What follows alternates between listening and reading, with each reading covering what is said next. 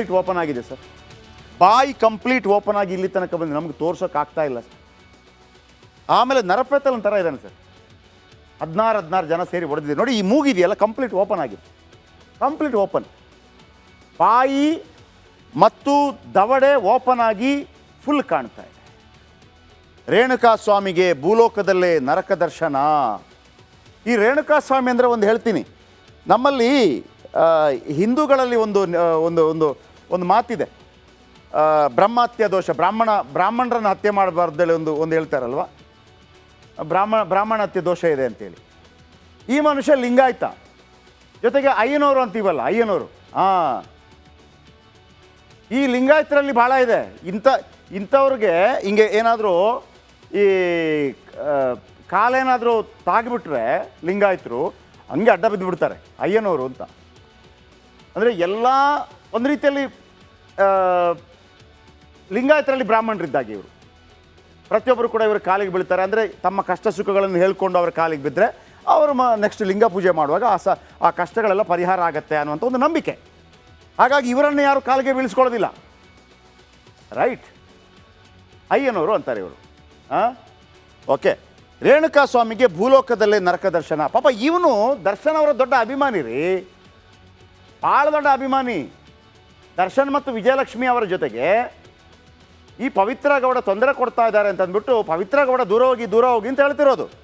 ಇಂಚಿಂಚು ನರಳಿ ಸಾಯುವಂತೆ ಹೊಡೆಯಲಾಗಿತ್ತು. ಆತ ಮೆಸೇಜ್ ಹಾಕಿದ್ದನ್ನು ಪವಿತ್ರ ಗೌಡ ಹೇಳಿದ್ಲು ಅಂತೇಳಿ ದರ್ಶನೇ ಬಂದು ಚಿತ್ರದುರ್ಗದ ರಾಘವೇಂದ್ರ ಅನ್ನುವಂಥ ಅಭಿಮಾನಿ ಸಂಘದ ಅಧ್ಯಕ್ಷನಿಗೆ ಕರೆ ಮಾಡಿ ಆತನನ್ನು ಕರ್ಕೊಂಬ ಅಂತ ಹೇಳಿ ಆತನನ್ನು ಕರ್ಕೊಂಬಂದು ಶೆಡ್ಡಲ್ಲಿ ಕೂಡಿ ಹಾಕಿ ಎಲ್ಲ ಸೇರಿ ಹೊಡೆದು ಸಾಯಿಸ್ಬಿಟ್ರು. ಇಂಚಿಂಚು ನರಳಿನ ನಡಿ ಈಗ ಶುರು ಮಾಡೋಣ. ಕೇಸರಿಯಿಂದ ಮನೋಲ್ಲಾಸ ಮನಸ್ಸು ಮತ್ತೇರಿ ಕುಣಿದಾಡಿದೆ ನೋಡು, ಮನಸ್ಸು ಮತ್ತೇರಿ ಕುಣಿದಾಡಿದೆ ನೋಡು. ಕ್ಷಣ ಕ್ಷಣವೂ ಆಚರಿಸಿ ಕೇಸರಿ ಹಬ್ಬ. ವಿಮಲ್ ಬಾಯಲ್ಲಿ ಹೇಳಿ ಕೇಸರಿ. ಅಮಾನವೀಯವಾಗಿ ಹೊಡೆದು ಕೊಂದಿದ್ದು ಕೂಡ ಬೆಳಕಿಗೆ ಬಂದಿದೆ. ಆ ಫೋಟೋ ನೀವು ನೋಡಿದರೆ ನನಗೆ ಮತ್ತೆ ತೋರಿಸೋಕ್ಕೆ ಬಹಳ ಕಿರಿಕಿರಿ ಆಗ್ತಾ ಇದೆ. ರಾಕ್ಷಸನ ರೀತಿಯಲ್ಲಿ ಆತನ ಮೇಲೆ ರಕ್ತಾರೆ. ರಾಕ್ಷಸರ ರೀತಿ ಯುವಕನ ಕೊಲೆ ಮಾಡಿ ಬಿಸಾಡಿದ್ರು. ಮರ್ಮಾಂಗ ಕೊಡಿತಾರೆ. ಮೊನ್ನೆ ಅಷ್ಟೇ ಮದುವೆ ಆಗಿದೆ, 1 ವರ್ಷ ಆಗಿದೆ. ಇವರ ಪತ್ನಿ 5 ತಿಂಗಳ ಬಸುರಿ. ರೇಣುಕಾ ಸ್ವಾಮಿ ಮುಖದ ಮೂಳೆ ಮುರಿದೋಗಿದೆ ರೀ. ಇಲ್ಲಿ ಕಂಪ್ಲೀಟ್ ಮುರಿದು ಬಿಟ್ಟಿದ್ದಾರೆ. ಇಲ್ಲಿ ಕಂಪ್ಲೀಟ್. ನಿಮಗೆಲ್ಲಾದರೂ ಫ್ರೆಶ್ ವಿಜುವಲ್ ಸಿಗ್ಬೋದು, ನಮಗೆ ತೋರ್ಸೋಕ್ಕಾಗಲ್ಲ, ತೋರಿಸುವಂಗಿಲ್ಲ ನಾವು. ಇದೆಯಲ್ಲ, ಈ ಪಾರ್ಟೇ ಹೋಗ್ಬಿಟ್ಟಿದೆ ಸರ್. ಈ ಪಾರ್ಟೇ ಹೋಗ್ಬಿಟ್ಟಿದೆ ಹೊಡೆದ ಫೋರ್ಸ್ಗೆ. ಈ ಪಾರ್ಟೇ ಇಲ್ಲ, ಜಸ್ಟ್ ಹಲ್ಲು ಕಾಣ್ತಾ ಇದೆ 4. ಏನು ಚೆಕ್. ಆಮೇಲೆ ರೇಣುಕಾ ಸ್ವಾಮಿ ಮೂಗು ಓಪನ್ ಆಗುವಂತೆ ಗುದ್ದಿದ್ರು. ಓಪನ್ ಇಲ್ಲಿ ಓಪನ್ ಆಗಿಬಿಟ್ಟಿದೆ. ಈ ನಾವು ತಲೆಬುರುಡೆ ನೋಡ್ತೀವಿ ಗೊತ್ತಾ, ತಲೆಬುರುಡೆ ನೋಡಿದಾಗ ಕಾಲಿ ಆ ಮೂಗು ಹೆಂಗೆ ಕಾಣುತ್ತೆ ಹಂಗೆ ಕಾಣ್ತಾ ಇತ್ತು. ಅದಕ್ಕೆ ನಾವು ಕವರ್ ಮಾಡಿದ್ವಿ. ಇಷ್ಟು ಭಾಗ ಹೆಂಗೆ ಹೊಡೆದಿದ್ದಾರೆ ಅಂತಂದರೆ ನೀವು ಆ ವಿಜುವಲಲ್ಲಿ ನೋಡ್ತಾ ಇದ್ರಿ, ಮಾಸ್ಕ್ ಹಾಕಿದಂಗಿದೆ ಆ ಥರ ಹೊಡೆದಿದ್ದಾರೆ. ಪದೇ ಯುವಕನ ಮರ್ಮಾಂಗಕ್ಕೆ ಒದ್ದಿದ್ರು. ಯಾವ ನಶೆಯಲ್ಲಿದ್ದರೋ ಗೊತ್ತಿಲ್ಲ. ನನಗೊಂದು ಮಾಹಿತಿ ಪ್ರಕಾರ ಚಿತ್ರದುರ್ಗದಿಂದ ಒಂದು ದೊಡ್ಡ ನಶೆ ವಿಚಾರ ಬೆಳಕಿಗೆ ಬರ್ತಾ ಇದೆ. ಡ್ರಗ್ಸ್ ವಿಚಾರಗಳು ಕೂಡ ಬೆಳಕಿಗೆ ಬರ್ತಾ ಇದೆ. ಅದರ ಹಿಂದೆ ಬಿದ್ದಿದ್ದೇವೆ ನಾವು. ಅದರ ಹಿಂದೆ ಬಿದ್ದಿದೆ ರಿಪಬ್ಲಿಕ್ ಕನ್ನಡ.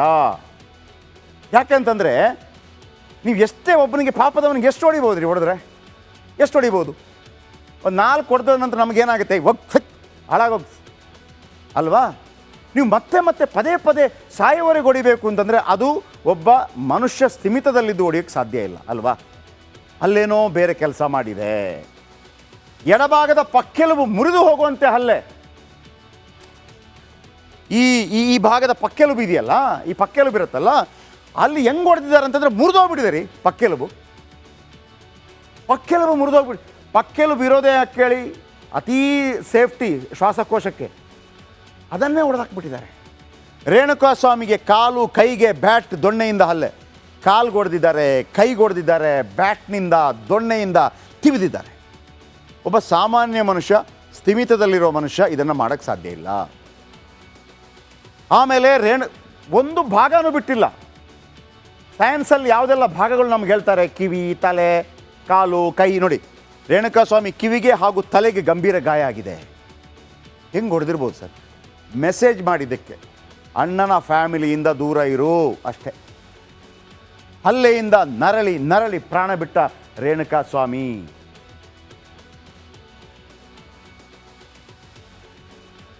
ನರಳಿ ಪ್ರಾಣ ಬಿಟ್ಟಿದ್ದಾರೆ.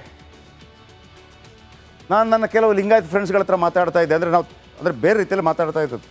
ಅವ್ರು ಹೇಳಿ, ನಾನು ಹೇಳಿದ್ನಲ್ಲ ಸರ್, 500 ಸರ್ ಅವ, ಅಯ್ಯಪ್ಪ 500 ಅಯ್ಯ.